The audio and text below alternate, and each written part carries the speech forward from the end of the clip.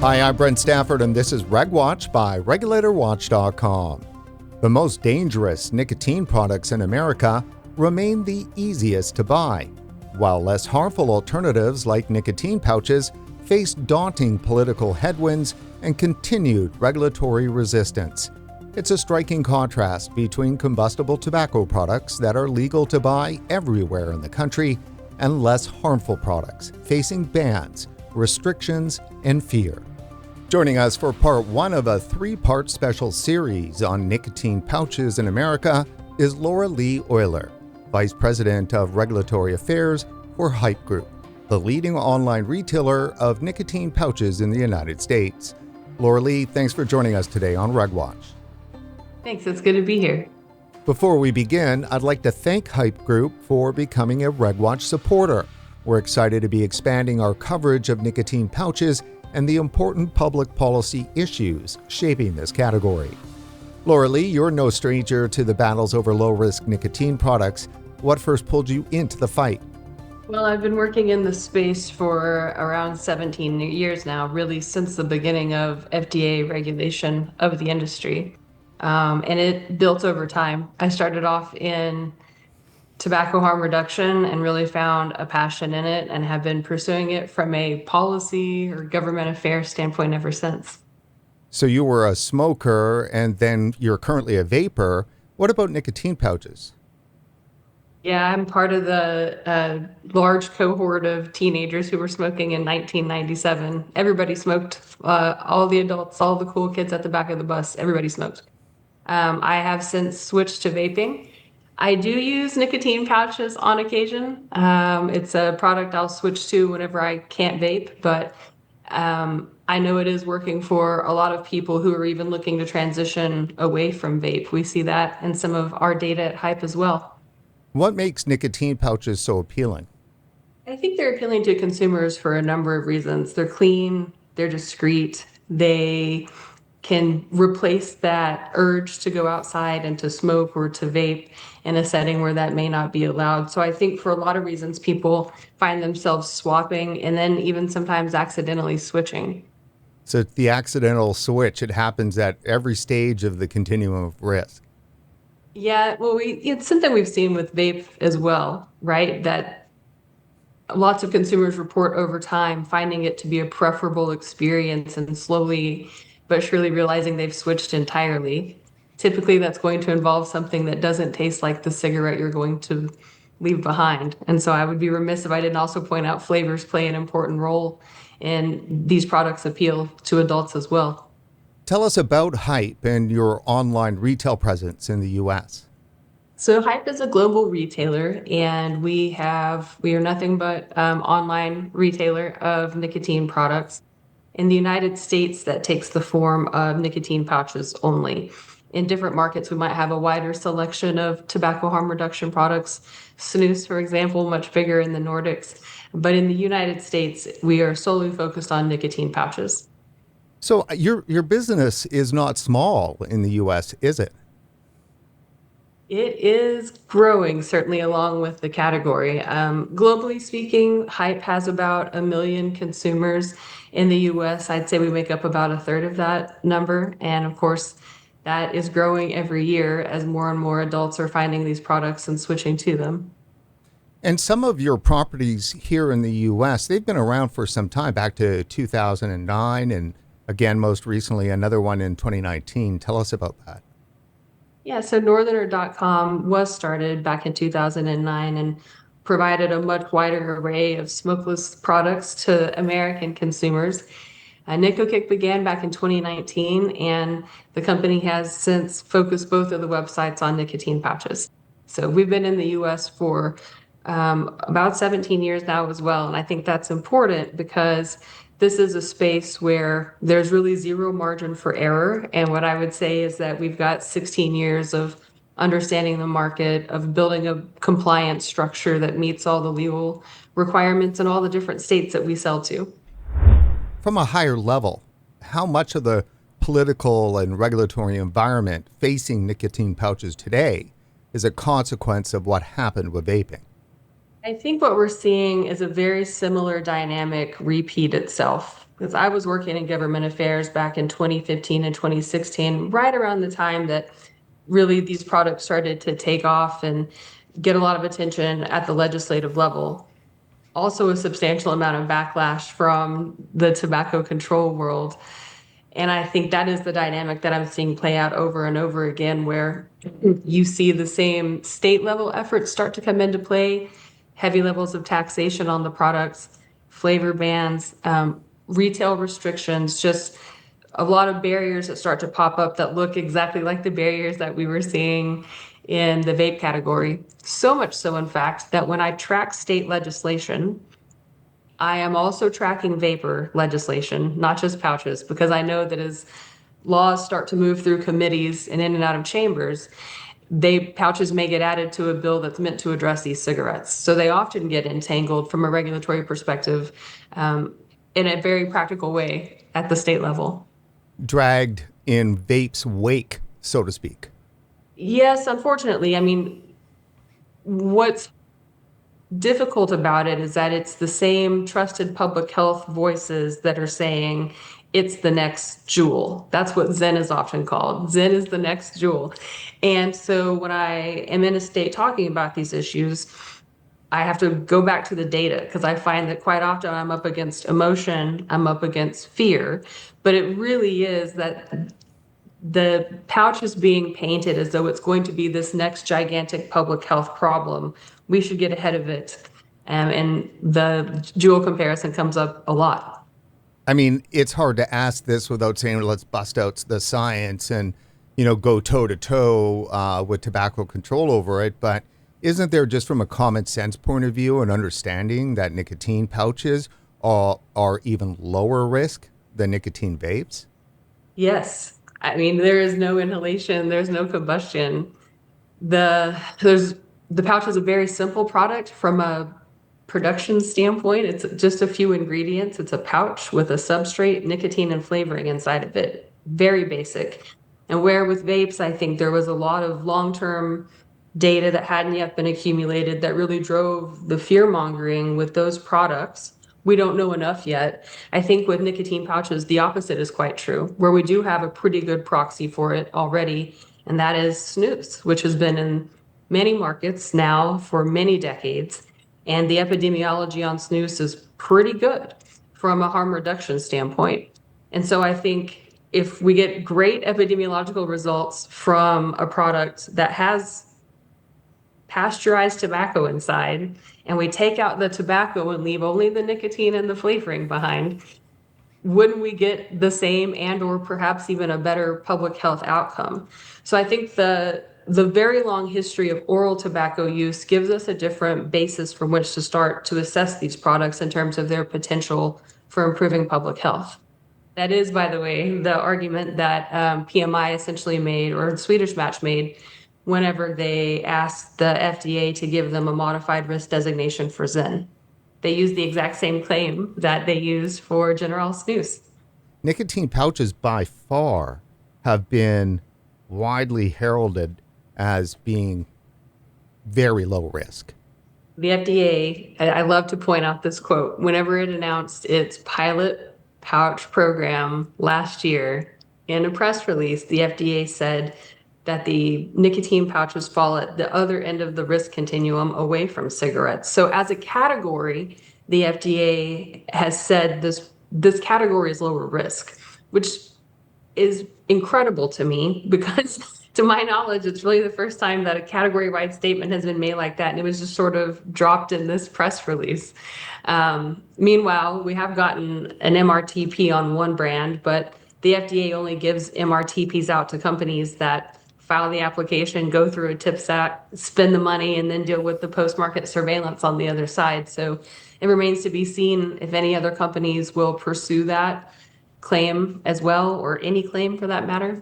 It is the case that by the time a company gets a PMTA on a pouch product, they've had to demonstrate that not only is this product superior from a tox or a chemistry perspective, they also have to show people are switching to it.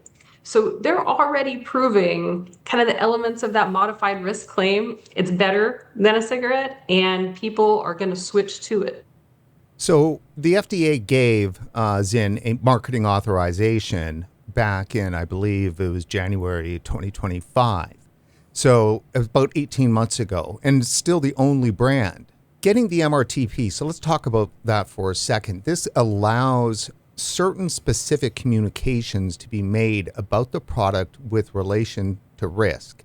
Zyn would be able to say in their packaging and their communications, using Zyn instead of cigarettes puts you at a lower risk of mouth cancer, heart disease, lung cancer, stroke, emphysema, and chronic bronchitis. That seems pretty significant. Yeah, I've been on cloud nine since this decision came down. I think it's so, so important as a vehicle for consumer education and awareness. If you look at any number of studies that have been done on misperceptions, we've just released our own harm perception survey as well. A shocking amount of Americans think that nicotine is a carcinogen, that nicotine itself is the problem. And so, granted, tobacco companies may not be the most trusted messenger on this front. And so giving companies the ability to say this, whether that breaks through to consumers and helps them understand, I think remains to be seen, but I'm hopeful that it does, because we haven't yet had a regulator ready to say this out loud in a meaningful way, or to put it in front of adult consumers in any sort of an educational program outside of that one little line on a press release. Where can PMI practically use this statement?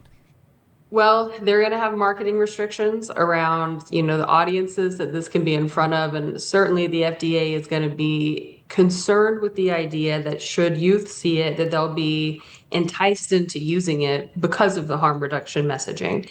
So in an online world, as a for instance, we'll be making sure that anybody who sees that message has been verified as an adult. Fortunately, anyone in our database has been verified as an adult. So we've got a pretty good group of folks that we can help educate on this topic. But I, I think it'll be locked down in a way that prevents minors from being inundated with the messaging. How about you spend a couple of minutes here telling us a little bit about the lengths in which Haypp goes to keep underage people off of your retail sites? Well, you're not able to purchase from us unless you age verify, I guess is sort of the long and the short of it. So, like, you would be able to walk into a retail establishment and you can see the products that are there. When you go to check out, you have to show an ID. Haypp's experience is much the same way. There is a self-verification. Yes, I'm an adult before you get to enter the site, but you fill your cart, you go to check out. We have to know your address, we have to know your birthday, and we're matching that information against third-party databases of publicly available information to confirm that an adult of this name at that age lives at this address. There are credit card matching efforts to tie that the name used is tied to this credit card that's been used. And then there are back-end checks as well to make sure that we're not shipping above a certain limit of a product to a house in any given month. Laura Leigh, how often have you had to pull that list of, steps that you take out when you're talking to state legislators to convince them that you're doing everything you can to make sure, young people are not buying products off of your sites? It's actually where I start the conversation most of the time. I will tell you that I think there is a concern in the environment, in the legislative environment. There's a concern that if you don't have a face-to-face transaction, in fact, those words are often used in statutes. If there's not a face-to-face transaction, you can't verify that it's really an adult purchasing the product. So I start with age verification online to help lawmakers understand we are now living in the future. This is a thing that can be done. I mean, because it's built into our processes, it's a thing that's done 100% of the time. There is no friend of the computer that's going to wink and a nod and sell to a buddy. That doesn't happen, right? The online system is built such that it's failure proof on this front. So I start there. And then I also explain that banning an online channel doesn't actually eliminate online sales of any category. What it does is push those sales to an unregulated, untaxed, unlicensed black market where it's much easier for youth to access them. In our reporting over the last decade on this issue, it seems to me that FDA has been so slow when it comes to PMTAs and those reviews, not only for obviously nicotine pouches, but certainly for vapes, with a mass denial in the millions of products. How much has FDA's inaction or slow walk has helped create the explosion of the illicit market? I think for the vaping category, it was absolutely what caused it. We had a regulator who came out and said, no more flavored pods, because that seems to be what's driving the youth use. And that was what, 2018, 2019? We didn't see flavored vapes disappear from the environment. We saw compliant pods disappear from the marketplace.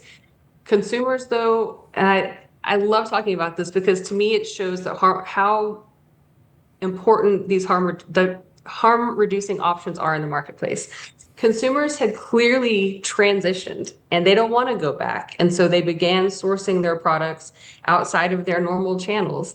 And now we have a situation today where between 70 to 80% of all of the e-cigarettes sold in the United States are of a disposable, illicit, flavored, delicious variety that people switch to.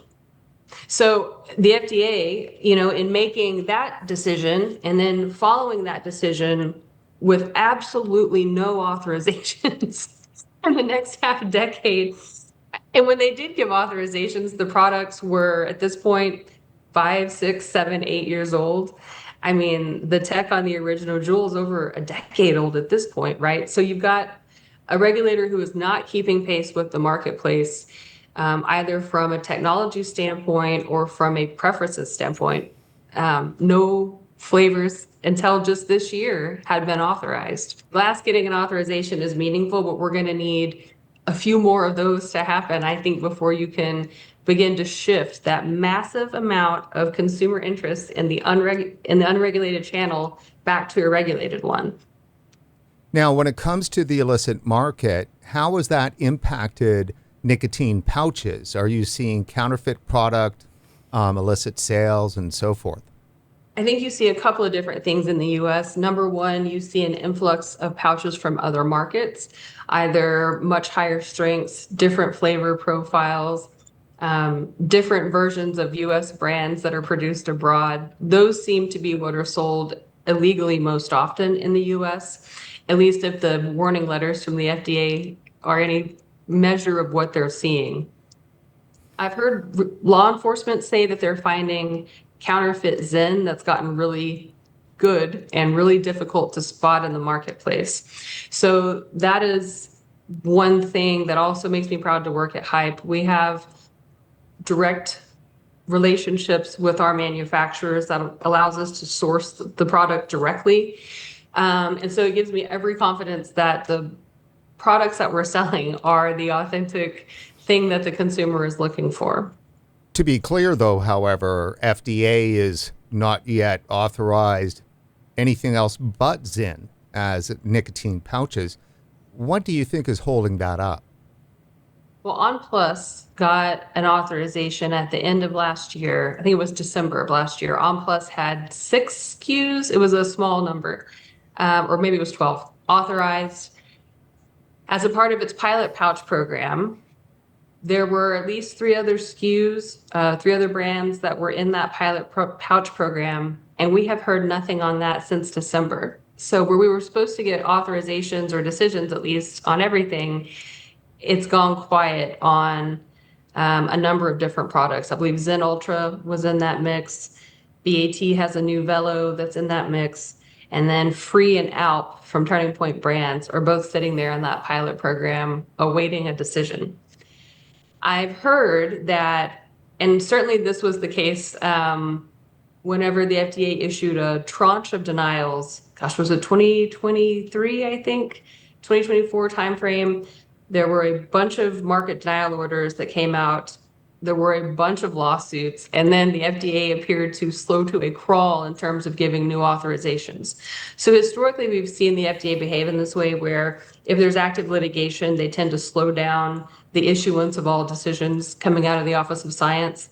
I think we find ourselves here in that position again, where there's active litigation over some of the refuse to file letters that were issued earlier this year. As a result of that pending litigation, I have to guess the FDA is once again just holding on decisions they've probably already made, so that those decisions don't become a part of the active litigation. Yes, back in September of 2025, it was reported that the White House had instructed the FDA to fast track the reviews for nicotine pouches. But then we heard just a couple of months ago that those reviews are being slowed because of concern over youth use. What do you think is going to happen with the FDA going forward here now that a new acting commissioner of the FDA is in place?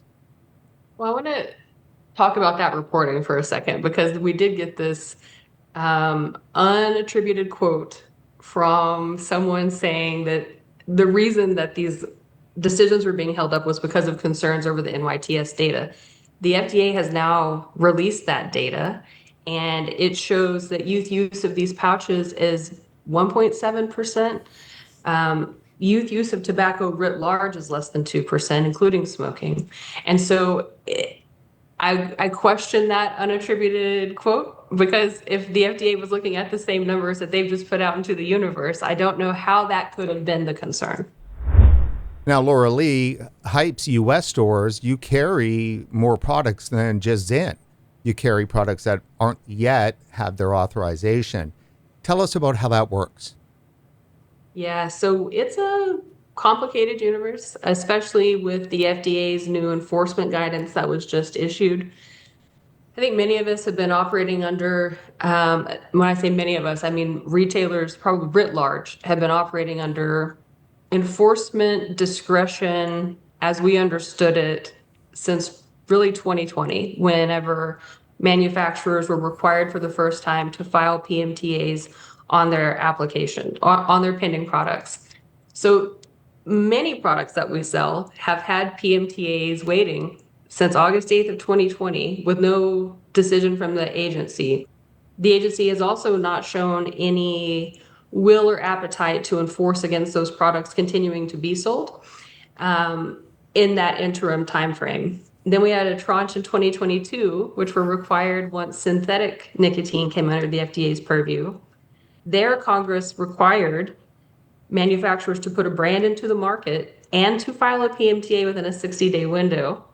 So there again, another line emerged where enforcement discretion could be attached. Now we have a new communication from the agency saying if your product has an acceptance letter, a filing letter, has been waiting for 180 days, they're not going to prioritize that for discretion, for enforcement purposes. So now we have a new line that's been drawn. And in the middle of that, we have another constellation of situations where there's been litigation or there's been a stay by the FDA itself. And so these products are legally able to be sold, but they don't fit neatly into one of the first three buckets I explained. So it's a mix, but what I will say is that we are primarily concerned with, number one, are you meeting FDA's expectations with regards to that filing and that queue? And then number two, we have our own set of standards that we apply to products as we are selecting them for the website. We've got a cap on strength. We've got a range we're looking at when it comes to pH and moisture. And then we also send all those products off for independent testing at a third-party lab to make sure that it is what we think it is before we sell it to other people. So we are doing our best to maintain a wide selection of products for consumers that are compliant with an FDA that doesn't move very quickly, and in an environment where there are many, many non-compliant operators operating. It's a lot to sort of navigate in the middle. So has the FDA provided the nicotine pouch industry specific guidance to help guide your applications through the process? No, they have not. And of course, the final guidance for PMTA did not include a specific section on nicotine pouches. So we don't yet have a good read, I think, on the extent to which anyone has the opportunity to streamline as it sits today. The two products that have been granted authorization so far, Zen and Non Plus, were obviously filed by large companies that spent a lot of money on science and put together very robust applications. So I don't think we've seen yet sort of the opposite end of what's the lightest amount of information you can give the agency and still get to that point. For the PMTA, Congress gave FDA 180 days to review PMTA applications. Has FDA ever delivered on that timeline? Not even once. Not even once. It's been a while since I've looked, and I think the Zen numbers would have increased the average here a little bit, but it's well over, I think, 700 days at this point on average that any company has ever waited to get market authorization. Yes, and the congressional mandate's pretty clear. It's 180 days from the time of receipt that the FDA is supposed to make a decision. The FDA has stated publicly that they consider that to be their window of scientific review. So there's an untold amount of time before you enter scientific review. And that scientific review, 180-day clock, can be started and stopped depending on if they have questions or want more information. So there's really no timeline I think any manufacturer has been able to reasonably expect at this point for getting communications from the agency, much less an authorization. Laura Leigh, since 2020, FDA has authorized over 1,200 new combustible tobacco products. How do FDA and tobacco control explain that striking contrast? You know, it's funny you say that. Tobacco control almost never mentions it. Because you're right, in the same 6 years, well, so the FDA spent 5 years. I think Zen was filed in early 2019. They got an authorization in early 2025. Almost 6 years, this product is sitting there in scientific review and awaiting this claim determination before Zen gets to tell the world switching completely brings you less risk, right? In that same 6 years, we had thousands of new combustible because there's cigarettes, but there's also new cigars, there's new hookah, there's a pantheon of older formats that are getting authorized all of the time. FDA would say they're limited by statute as to how fast they can move with new products. They would also say they have enormous flexibility. I haven't seen that flexibility being used to benefit the universe of new products yet. I would note too that the FDA is funded by user fees, and those new products by and large are not covered by user fees. The older products are covered by user fees. And so it seems very much to be the case that at some point the FDA has figured out a process that works to get those products authorized. Now, the majority of them are changes. You have a paper supplier that disappears, or you need to change some ingredient. That makes it a new product in the FDA's mind. And with the newer products, they're spending a lot more time, but they also aren't facing the same political backlash for putting out 1,200 new cigarettes into the marketplace. At the same time, they're giving Zen a green light. Yeah, where's tobacco control and campaign for tobacco-free kids out marching and protesting over all of the new combustible cigarettes that are coming on the market? Yeah, it's disheartening and also motivating for me to think about it like this because I grew up in an evangelical tradition. And so I recognize this dogma when I see it. And at some point in time, the fight became less about helping people who smoke and more about punishing the companies who sold them the cigarettes to begin with. And I think as long as the tobacco control movement remains more focused on punishing the industry, we're going to see this focus on the newer products being the latest trick. That's usually the quote, right? It's big tobacco's newest trick. The best products they've ever put out are somehow still the worst thing this group can imagine, the tobacco control crowd can imagine. And so I think the attacks are going to be predictable, and they're going to be the exact same as what we've seen with e-cigarettes. We'll see it with pouches too. You mentioned evangelical bent. We've often thought and asked this question, and that's, do you think that tobacco control might not have room in their heart for redemption for big tobacco? The room in their heart can only be made if big tobacco would finally accede to their one request to just stop making cigarettes. Because it seems to me to be the case that few of these folks have ever encountered any understanding of what a publicly traded company is or how these operate. So the cry from tobacco control is, well, if you really cared about helping people, you would just stop selling cigarettes. And as long as that remains the proof point to get into heaven, I don't know that that's ever going to be possible. I mean, do you think, besides completely shutting down their business, is there anything big tobacco could do, even if there were 100% lower risk products? Think so. And I say that because there are so many smaller companies in this space that have emerged with new innovative products in the last decade or so. And tobacco control makes no differentiation. They're all big tobacco. And even the companies that are selling illicit products or that are importing them illegally into the US, those also get pulled into big tobacco. So it's hard for me to imagine right now a universe in which that reliable boogeyman isn't trotted out when it's convenient in order to justify some moralistic positioning for policy. Could it partly also be that old, was it William James, his statement, famous American philosopher, that it's a moral equivalent of war? It's a moral equivalency of war. And that's kind of what might have the grasp them. Yes, although I will say that the goal of the war appears to keep shifting.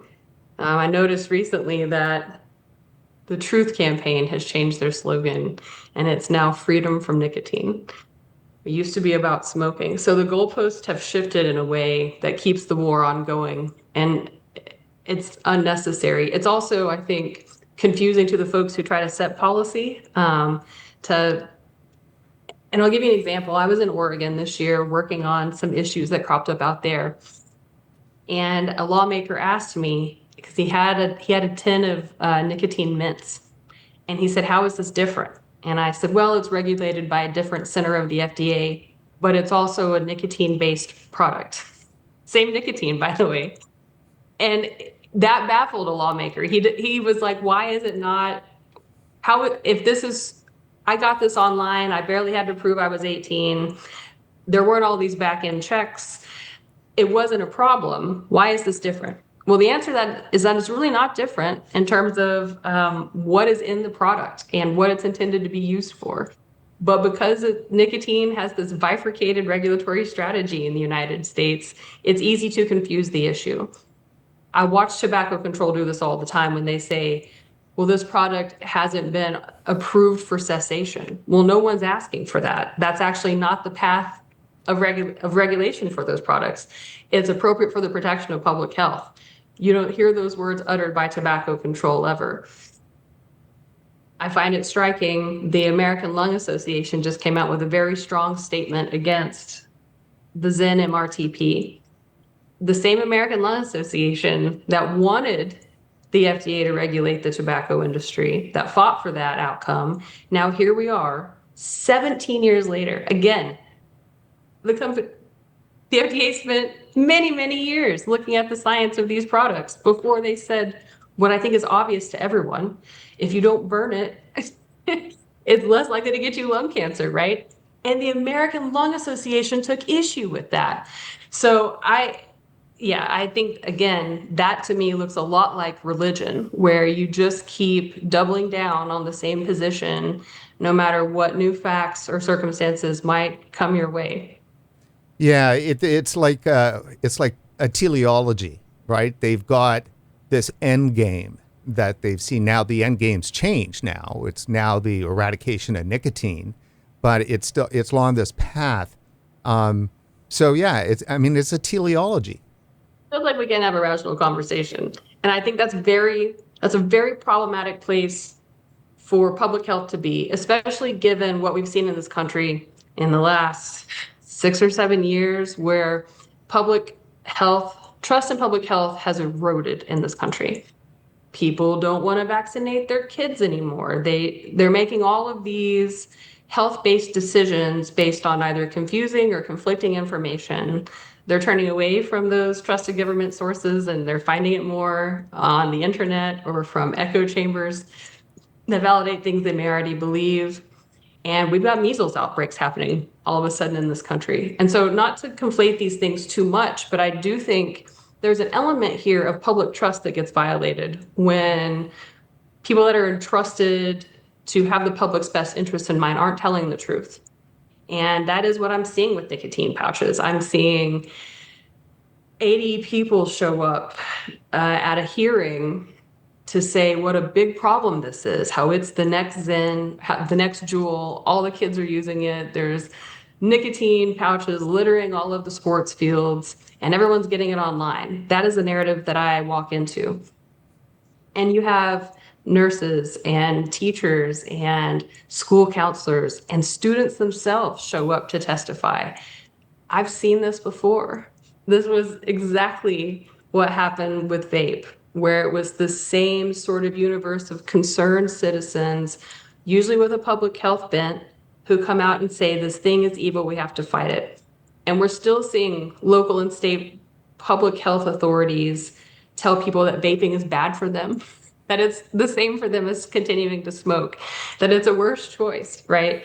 So I see this national messaging on a topic start to really filter down to the state and local level, where it turns into law. And so it's a problem, because I think at the end of the day, the only people that really suffer from this are people who are smoking. Locking down the Zen claim so that only age-verified adults can see it. So we'll be doing that to protect our business. But I think about how when I was a kid and I heard the DARE conversation at school, I went home sobbing, begging my parents, you have to quit smoking. You have to quit. That is just one example of how information sort of filters back into a family, right? Like, I want to be reassured that the 80% of physicians that think that nicotine causes cancer are going to get exposed to this information. And I don't have any reasonable belief that that's going to happen as it sits today, right? I want more adults to know this truth, because everybody knows someone who smokes. And I want the people around those adults who smoke to be educated on this topic to help them to transition away. Laura Leigh, tens of millions of Americans have switched from combustible tobacco to low-risk nicotine products, while 30 million still smoke. What's your message to both groups? The group that's quit, I'd say keep talking to your friends. Keep sharing information, because that is a very effective way to help people that you love make a better choice for themselves. For those who are continuing to smoke, I would say dig deep on the FDA's website to find that good information. No, I mean, as a point of hope, though, what I will say is that in the literature space, I'm seeing a shift. And so while there is rightly a lot of battle fatigue amongst consumers and amongst advocates, especially in the vaping space, I'm starting to see the tide shift a little bit on the public health side of things, where now there's more and more certainty in the scientific literature that vaping is less harmful, and it does help people switch from smoking even more effectively than NRTs. That evidence is building. So I think there's that tonality shift is cause for hope. I think it's cause that public health is starting to shift around to the right place on these things. They're starting to recognize the lived experience of consumers that have been screaming for so long about it. So keep screaming. I would also encourage you to get involved at the legislative level. That's really where decisions are going to impact your ability to access these products. So one of the things that we have done and will continue to do is launching a consumer tool that whenever a fight pops up in the States, we are alerting our customers and letting them know there's a fight that's popped up. You just enter your zip code. It takes you straight to your state lawmaker and helps you send them an email directly. So get engaged in those fights. Let them hear from you, because what I have seen is that lawmakers are responsive to their voters. And if they hear enough of you say, "This saved my life," they will protect that option for you.